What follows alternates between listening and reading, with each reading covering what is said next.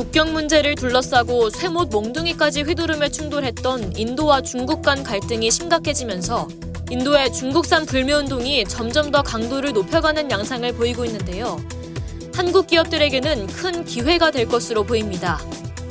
현재 한국의 지난해 대인도 수출액은 148억 7,800만 달러, 직접 투자는 연간 5억 달러 정도로 대베트남 투자의 10분의 1 수준입니다. 인도의 인구가 13억 8천만여 명으로 세계 2위, GDP는 약 3조 원 달러 규모로 세계 7위, 연 5,500억 달러의 수입 규모를 고려할 때 한국에게는 기회의 땅이라고 할 수 있죠.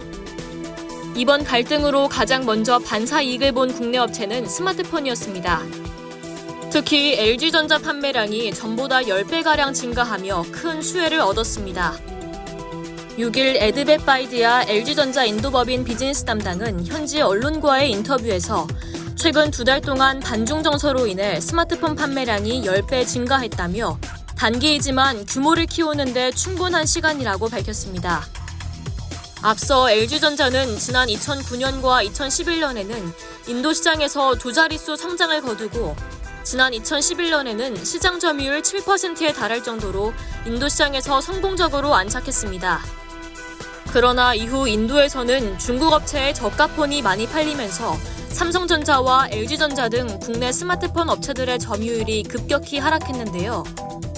카운터포인트 리서치에 따르면 1분기 인도 스마트폰 시장에서 샤오미가 30%로 1위를 차지했고 비보, 삼성전자, 리얼미, 오포가 그 뒤를 이었습니다. 삼성전자를 제외하면 모두 중국 업체로 이들 4개 업체 점유율만 합쳐도 70%가 넘습니다. 이런 가운데 LG전자가 최근 인도에서 일어나는 중국산 불매운동을 기회의 창으로 잘 활용하고 있는데요. LG전자는 지난해부터 인도 특화, 인도 우선이라는 슬로건을 내걸었습니다. 삼성전자도 3분기에는 인도에서 2위를 탈환할 것이라는 전망이 나옵니다. 삼성전자는 지난달 인도에서 갤럭시 M01, M11, A31을 출시한 데 이어 20만 원대 보급형 스마트폰인 갤럭시 A21S를 출시했습니다. 이 같은 판도의 중국 업체에서도 발등에 불이 떨어졌습니다. 중국 업체 샤오미는 최근 인도 매장 간판을 메이드 인 인디아라는 글씨가 새겨진 주황색 천으로 덮고 자사 제품이 인도 현지에서 만들어졌음을 강조하고 있습니다. 중국산 불매운동의 충격은 애플까지 이어졌습니다. 중국과 인도 간 갈등으로 인도 당국이 중국에서 인도로의 선적을 차단함에 따라 애플 또한 제품을 생산하지 못하고 있는데요. 인도에서는 폭스콘 등 애플 협력업체들이 아이폰 SE XR 등 일부 제품을 생산하고 있습니다.